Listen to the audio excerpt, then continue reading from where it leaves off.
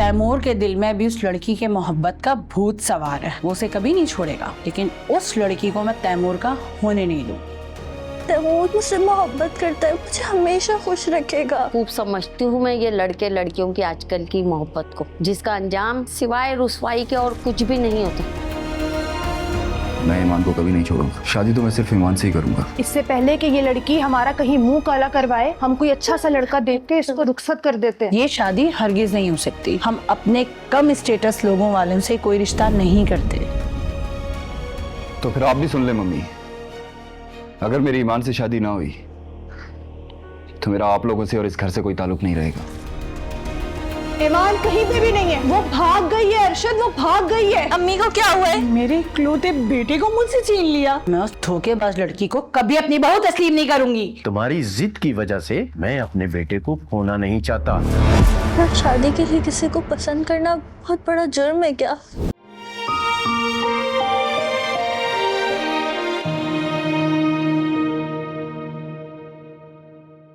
तुम्हें जरा सा भी एहसास नहीं हुआ मैं तुम्हारे लिए वहां पे दिन रात मेहनत कर रहा हूँ?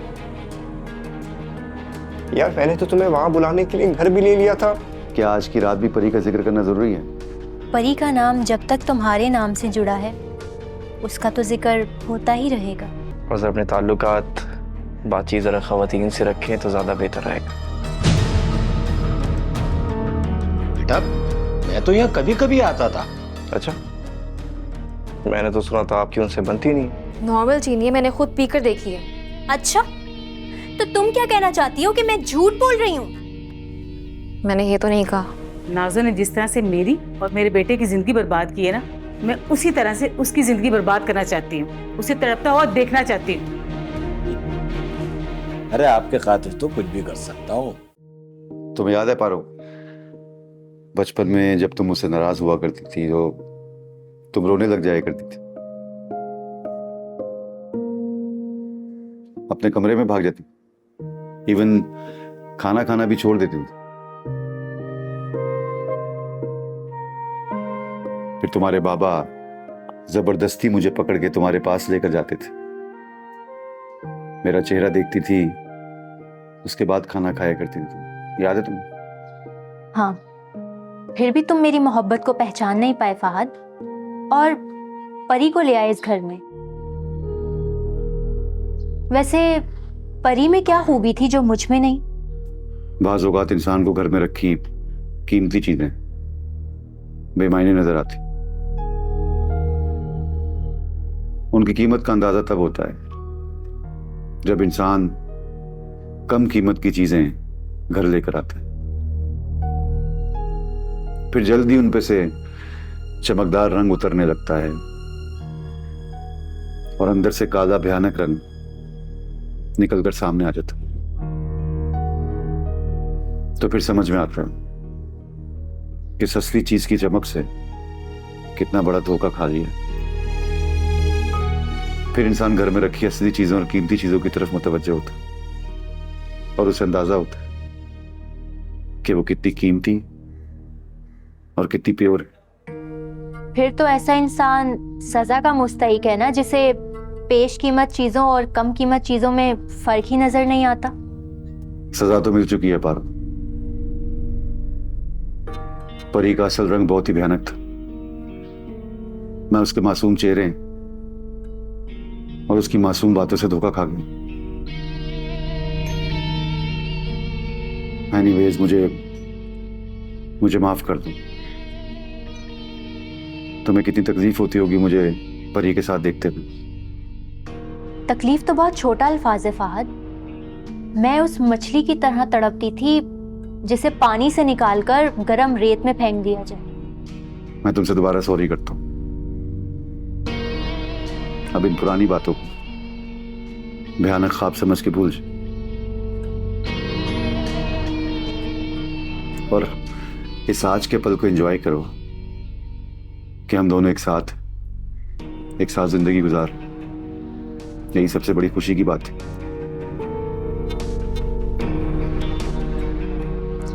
चाय पीनी है? हाँ, क्यों नहीं, पिला दो।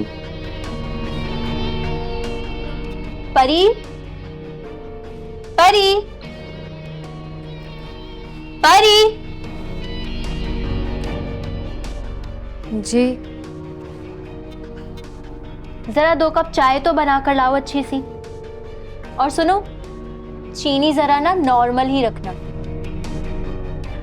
जी ठीक है। अच्छा सुनो, वो एक गिलास पानी भी ले आना।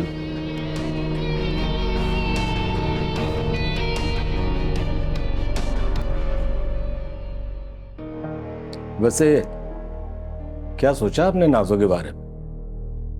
भाई जिसने अपनी माँ की इज्जत का ख्याल नहीं किया वो खाला की इज्जत कहाँ रखेगी? वैसे है कहाँ, नजर नहीं आई वो? हाँ, वो परी से मिलने गई है। बहुत दिन हो गए थे ना, सब मुलाकात नहीं हुई थी, इस वजह से उससे मिलने चली गई। और वैसे भी घर में बैठे बैठे वो बोर हो गई थी। मेरी पहली बात का आपने जवाब नहीं दिया। क्या सोचा है आपने नाजो के बारे में? भाई सोचना क्या है, जो मुकद्दर में होगा वो हो जाएगा। लो भला बताओ। नहीं, अगर आप कहो तो मैं रिश्ता ढूंढूं उसके लिए।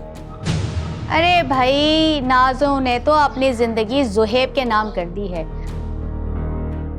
अब जोहेब आएगा तो फिर कुछ सोचेंगे।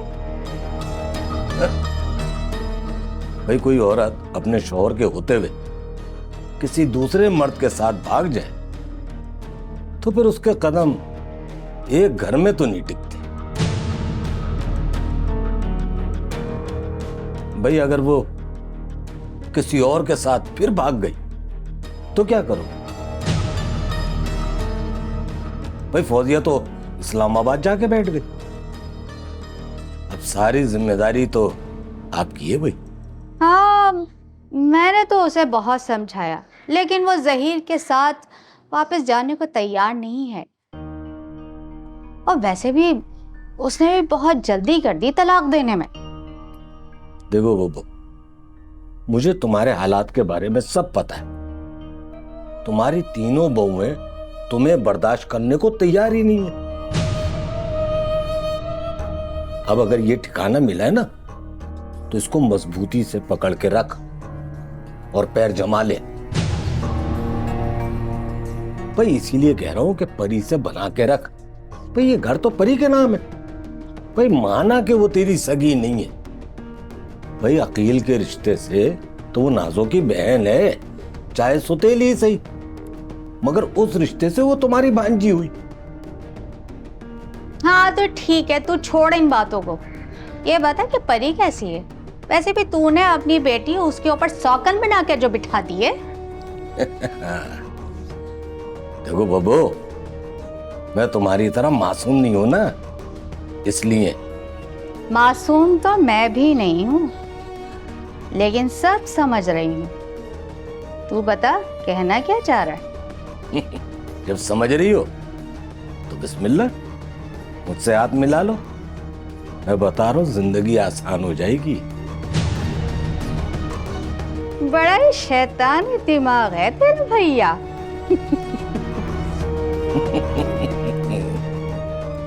अभी तुमने देखा क्या है?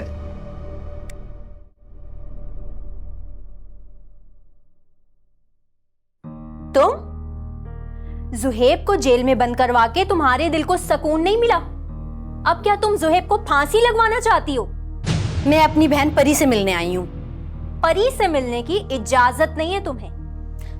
तुम कौन होती हो मुझे मेरी बहन से मिलने पर पाबंदी लगाने वाली? ये मत भूलो कि तुम फात भाई की दूसरी बीवी हो। अगर इतनी अच्छी होती ना तुम, तो फात भाई तुमसे पहले ही शादी कर चुके होते।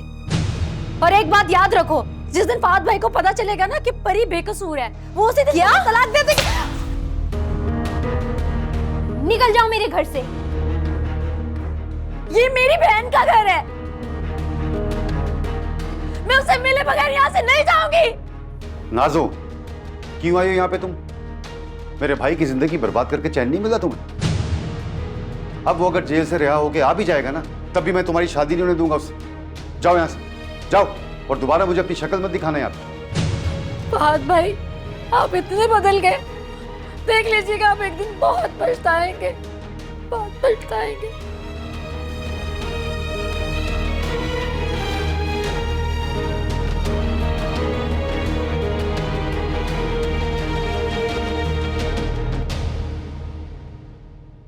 कैसी हो मेरी सज्जो? मैं आपका इंतजार कर रही थी। मुझे पता कि मेरी जिंदगी में ये वक्त जरूर आएगा, क्योंकि जब दिल में सच्चाई हो ना तो फिर दिल जुड़ने में वक्त नहीं लगता। मैं इसलिए आपका इंतजार कर रही थी कि आपने कहा था बब्बू खाला के घर जा रहे हैं, तो क्या बात हुई उनसे? ऐसा पत्ता फेंका है कि उठाएगी जरूर। वहां गए तो पता चला कि नाजो परी से मिलने गई। यहाँ आते हुए जब मैंने पारो को कॉल की ना तो उसने बताया कि उसने और फाद ने उसको जलील करके घर से निकाल दिया और उससे ये भी कह दिया कि वो आइंदा इस घर में कदम ना रखे, यानी परी के घर का दरवाजा तो उसके लिए हमेशा के बंद हो गया। ये तो आपने बड़ी खुशी की खबर सुनाई है। अरे देखती जाओ, आहिस्ता आहिस्ता एक एक करके ना सारे दरवाजे बंद हो जाएंगे नाजू के लिए। जवार, मैं कुछ भी ना कर सकती अकेली, आप मेरे लिए गैबी मदद बन के आए हैं। भाई मेरा यकीन है कि जोड़ियां आसमान पे बनती, अब अल्लाह ने हमारी जोड़ी तो बना ही दी है ना। मैं ये चाहता हूं कि इसको कानूनी शक्ल दे दी जाए बस। ठीक है, मैं जहीर से बात करती हूँ। कहाँ रह गई ये?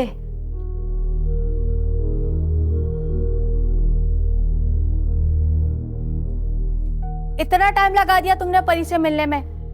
परी से मिलने गई थी या किसी और से? क्या मतलब अब्बू खाला? अब आप भी मुझे ताने देंगी? आपको पता है, बैठे यहाँ पे, आपको पता है मुझे फहद भाई ने और पारो ने परी से मिलने नहीं दिया, और तो और उस पारो की बच्ची ने मुझे थप्पड़ मारा है। क्या उसकी इतनी जुर्रत कि उसने तुम्हें थप्पड़ मारा? तू चल मेरे साथ, मैं उसका ऐसा मुंह लाल करूंगी ना, वो याद रखेगी कि बब्बू खाला ने उसको थप्पड़ मारा है। उस पारो की बच्ची के तेवर देखकर लग रहा है कि वो परी पर भी जुल्म ढाती होगी। मुझे लगता है कि हमें वहां जाना चाहिए और उनको बताना चाहिए कि परी के भी वली वारिस अभी जिंदा है। अरे वाह, वो ऐसा क्यों समझेंगे? परी कोई लावारिस नहीं है, उसके वारिस जिंदा है। तू जा, मेरा पर्स लेकर आ, मैं जाके उनको अभी बताती हूँ। और सबसे पहले तो ये बात है कि उन्होंने तुम्हें मिलने क्यों नहीं दिया परी से? अरे हम जाके अभी जाके बात करेंगे। जा ना, उठ, क्या सोच रही है? पर्स लेकर आ। मेरा तो मत्था घूम गया इस बात को सुन के। आज मैं इन लोगों को छोड़ूंगी नहीं। जानते नहीं है मेरा नाम बब्बू है।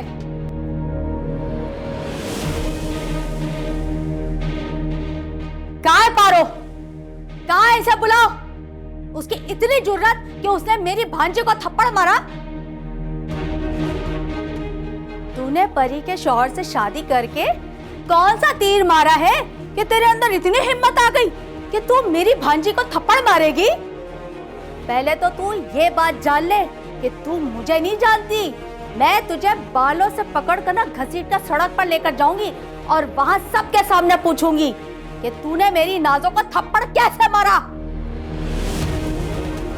मैं भी इस घर से नहीं जाऊंगी जब तक तू मेरी भांजी से माफी नहीं मांग लेती। मैं भी यहीं बैठ के धरना दूंगी। बैठ बैठ तू यहाँ पे मेरे साथ। जा, निकाल के दिखा मुझे तू इस घर से। मैं भी यहाँ धरना दे के बैठी हूँ। जा, जो करना कर ले। बेटा, तुम मेरे इकलौते बेटे हो। जिंदगी का इतना बड़ा फैसला करने से पहले तुमसे मशवरा करना तो जरूरी है ना। इस तरह से तुम भी मेरी जिम्मेदारी से आजाद हो जाओगे, बेफिक्र हो जाओगे। हाँ हाँ, वो मैं जवार साहब से मशवरा करके डेट बता दूंगी तुम्हें।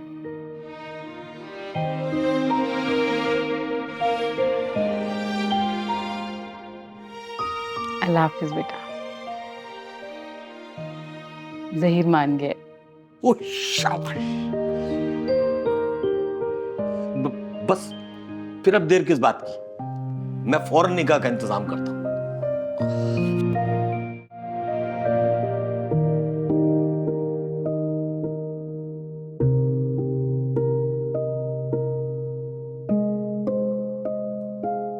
अरे आदाब अर्ज करता हूं आपके खिदमत में। ये मेरी जानिब से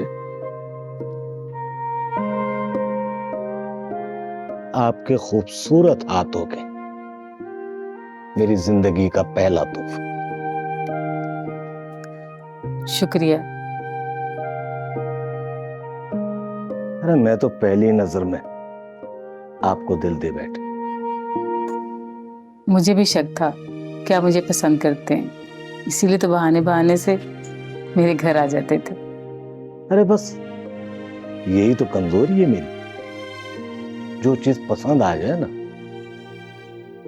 फिर मैं उसको छोड़ता नहीं हूं। मेरी खुशनसीबी है कि आप मेरी जिंदगी में आए।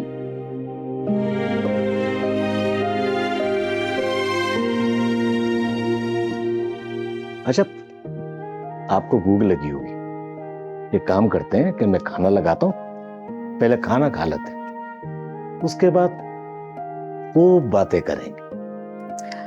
आप क्यों खाना लगाएंगे, मैं लगाती हूँ। अरे इस उरूसी जोड़े में खूबसूरत दुल्हन से कौन कमबख्त काम करवाएगा, खाने लगवाएगा। आज ये काम हमें करने दीजिए, फिर सारी जिंदगी तो आप ही के पकाए हुए मजेदार और लजीज खाने टेबल सजाएंगी और हम खाएंगे। मैं हाजिर होता हूं।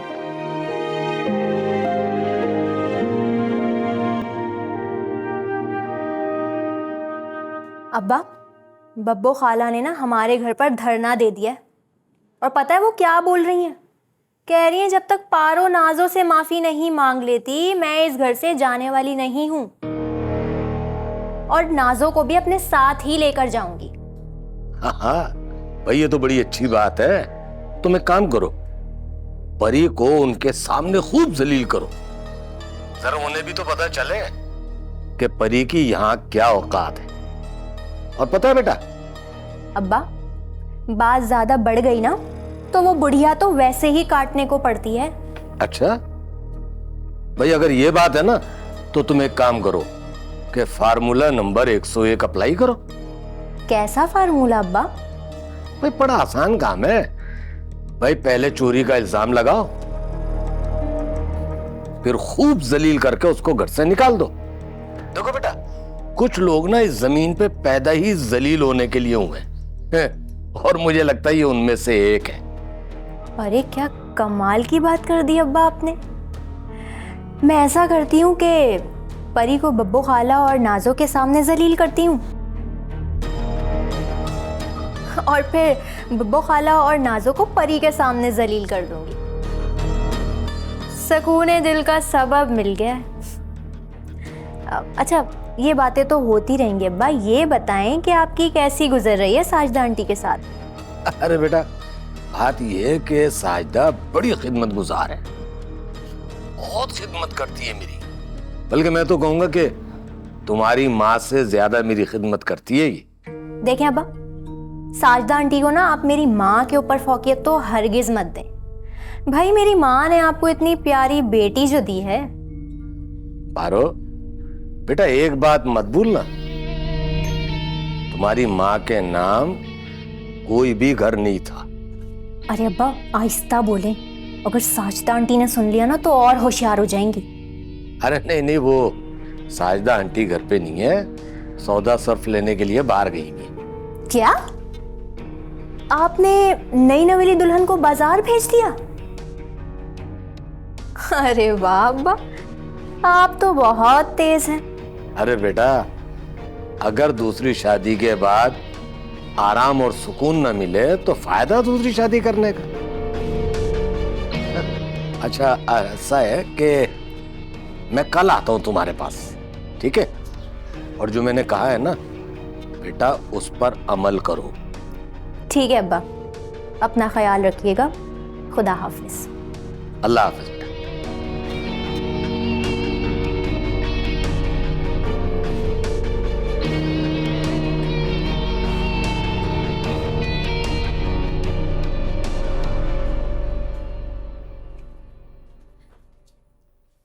बेटा ये किसका पर्स है? ये परी ने ना आपके लिए तोहफा दिया है। मैं देख रही थी इसमें कुछ है भी कि नहीं, खाली दिया है। अरे वाह, क्या बात है, बड़ा खूबसूरत है। लेकिन बेटा एक बात याद रखना, जब तक पारो तुझसे माफी नहीं मांगेगी ना, मैं इस घर से नहीं जाऊंगी, धरना दे के बैठी रहूंगी। पता नहीं अपने आप को क्या समझती है, हैं? बताओ, परी के शौहर को उससे छीन लिया और खुद को राजकुमारी समझ रही है। खाला, समझने की कोशिश करें, परी का घर है। अगर उस पारो ने उल्टी सीधी बातें लगा दी तो परी का घर खराब हो सकता है, फिर परी कहाँ जाएगी? क्या मतलब परी कहाँ जाएगी? ये उसका अपना घर है, वो यहीं रहेगी और मैं भी यहीं रहूंगी। मैं उसको संभाल लूंगी जैसे तुझे संभाल के रखा है। खाला, अब सारी जिंदगी तो उस घर में नहीं रह सकती ना, एक दिन तो आप अपने घर जाएंगी ना। क्यों? मैं क्यों नहीं रह सकती? मैं कहीं नहीं जाऊंगी, मैं भी इसी घर में रहूंगी। भाई देखो, फौजिया ने इस घर की सारी जिम्मेदारी मुझ पर छोड़ी है। अब तुम ये समझ लो कि इस घर में फौजिया बैठी है, मुझे वही समझो। हाँ, वैसे लगता तो यही है, कुछ फर्क नहीं है आप में और अम्मी में। अम्मी तो इस्लामाबाद जाकर ऐसे भूल गई हैं जैसे हम एग्जिस्ट ही नहीं करते हैं। अरे लो भला बताओ बेटा, देखो अभी इसकी नई नई शादी हुई है, नई नई जिम्मेदारियां पड़ी हैं, अब नए लोगों में गई है तो उस माहौल को समझने में तो उसे टाइम लगेगा ना। और जब उसे मौका मिलता है तो फिर वो मुझे फ़ोन कर लेती है, मुझे बता देती है। जब उसे मौका मिलेगा वो तुम्हें फ़ोन कर लेगी, परेशान मत हो। चल जाके मेरे लिए ना कहवा बना के लिया, बड़ा सर में दर्द हो रहा है। हाँ, अपनी बहन की याद आती है, बेटी की तो कभी याद भी नहीं आई है, हमें तो कभी फ़ोन नहीं करती हैं। सही है, कहवा बना के ला रही हूँ आपके लिए। अच्छा सुन, गुस्से में ना ज़रा चीनी ज़्यादा मत डाल देना, कम डालियो। जा तो भला बताओ, पर्स तो बड़ा अच्छा है।